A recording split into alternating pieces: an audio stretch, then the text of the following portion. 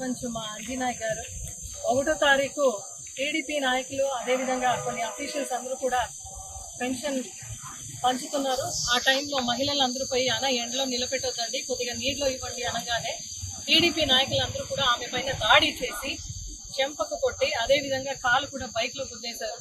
అది అయిన తర్వాత ఇక్కడికి వచ్చి ఆమె కంప్లైంట్ పెడితే ఏఎస్ఐ గారు కూడా స్పందించలేదు, తీసుకోలేదు.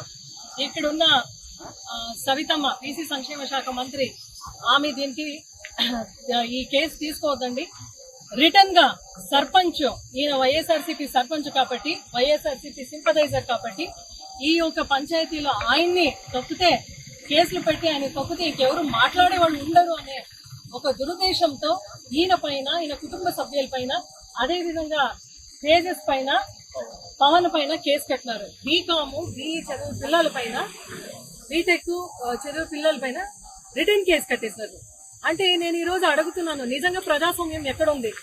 ప్రశ్నించినారు, నీటిలో ఇవ్వండి మహిళలకు మీరు పెన్షన్ అని ఒక మాట ప్రశ్నించిన దానికి ఇక్కడున్న సర్పంచ్ వీళ్ళు ఎన్నుకున్నారు కదా, వీళ్ళు వైఎస్ఆర్సీపీ వాళ్ళు, పార్టీ ఓడిపోయింది, ఇంకా వీళ్ళని తొక్కాలా అనే ఒక రీజన్ తో ఈరోజు 2 పిల్లలు అక్కడ లేరు. స్టూడెంట్స్, కాలేజీకి పోయే స్టూడెంట్, మళ్ళీ ఇంటర్ పోయే ఒక స్టూడెంట్ ఉన్నారు అక్కడ, వాళ్ళ సీన్ లోనే లేదు. వీళ్ళ పేరు ఎట్లా మీరు ఎఫ్ఐఆర్ లో పెట్టినారని మీరు ఈరోజు ఎస్ఐని మేము ప్రశ్నించినాము.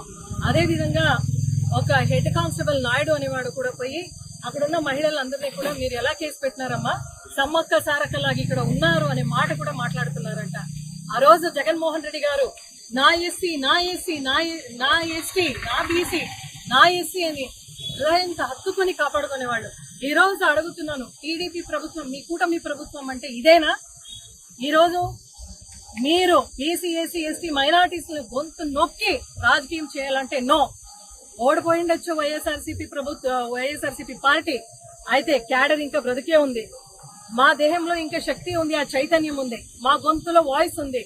ఖచ్చితంగా టీడీపీ వాళ్ళు ఇంకా ఎక్కడైనా ఇలాంటి దాడులకు తోడ్పడితే, దౌర్జన్యం చేస్తే దీనికి ఎంతవరకు పోవాలో అంతవరకు పోరాటం చేస్తాం. గతంలో కూడా మనం చూస్తాం, 4-5 రోజులు వెనకాల జూలుకుంట వైస్ సర్పంచ్ గోపాలుడు, నా దళిత మిత్రుడు సర్పంచ్, ఆయన పైన దాడి జరిగింది. ఇక్కడ అక్బర్ అని అంటే YSRCP party sympathiser Akbar minority సోదరుడి పైన కూడా, వార్డు మెంబర్ పైన కూడా దాడులు జరిగినాయి. పందిపర్తిలో రాజశేఖర్ పైన దాడులు జరిగినాయి. మాగే చెరువులో చూస్తే బీసీ సోదరుల పైన అంజనయ్య పైన కూడా దాడి జరిగినాయి. ఏం జరుగుతా ఉంది ఈ రాష్ట్రంలో అని నేను అడుగుతున్నాను. ఓటమి ఒకసారి ఒక పార్టీ గెలుస్తుంది, ఓడుతుంది, అధికారం శాశ్వతం కాదు. ఇదే తీరు మీరేమైనా పెనుగొండ నియోజకవర్గంలో కొనసాగిస్తే దీన్ని ప్రతిఘటిస్తాం. రోడ్లో కూర్చొని మేము న్యాయం దొరికే వరకు ఏ ఒక్క సర్పంచ్ ఎంపీటీసీ మా కార్యకర్తలు ఎవ్వరు కూడా అధైర్యపడేంత అవసరం లేదు. అపోజిషన్ లో ఉండొచ్చు, ఓడిపోయిండొచ్చు, బట్ నిజంగా మా ఒక గొంతులో ఇంకా వాయిస్ ఉంది, ఆ స్ట్రెంగ్త్ ఉంది, మనం మళ్ళీ తిరగబడతామని చెప్తున్నాం. ఈ రోజు సోమదేపల్లి ఎస్ఐ గారికి కూడా చెప్తున్నాను, ఏఎస్ఐ గారికి కూడా చెప్తున్నాను, వెంటనే మీరు మనం ఇచ్చిన కేసు కట్టాలి, ఎంక్వైరీ చేసి ఈ నిర్దోషమైన పిల్లలు వాళ్ళిద్దరి పైన తీసేయాలి అంటున్నారు. వీళ్ళిద్దరు కూడా స్టూడెంట్స్, పెనుగొండలో ఉండే ప్రతి స్టూడెంట్ యువత కూడా దీన్ని గమనిస్తున్నారు.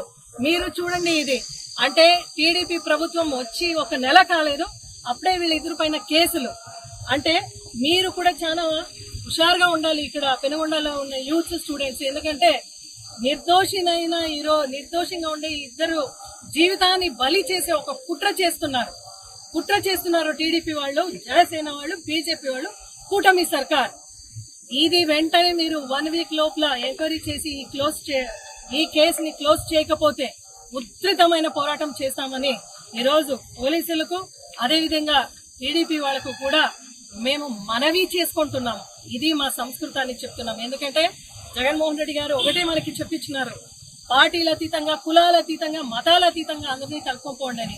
ఆ వ్యవస్థ, ఆ సంస్కృతి ఇంకా ఆ రక్తంలో మనకు ఉంది. కాబట్టి ఈరోజు మీ అందరూ కూడా పోలీస్ వ్యవస్థ దీనికి స్పందించి వెంటనే ఎంక్వైరీ చేసి ఈ ఇద్దరు పిల్లల్లో నిర్దోషినైన మా సర్పంచ్ పేరును కూడా తీసేయాలి అని మీ అందరూ కూడా మనవి చేసుకుంటూ ధన్యవాదాలు.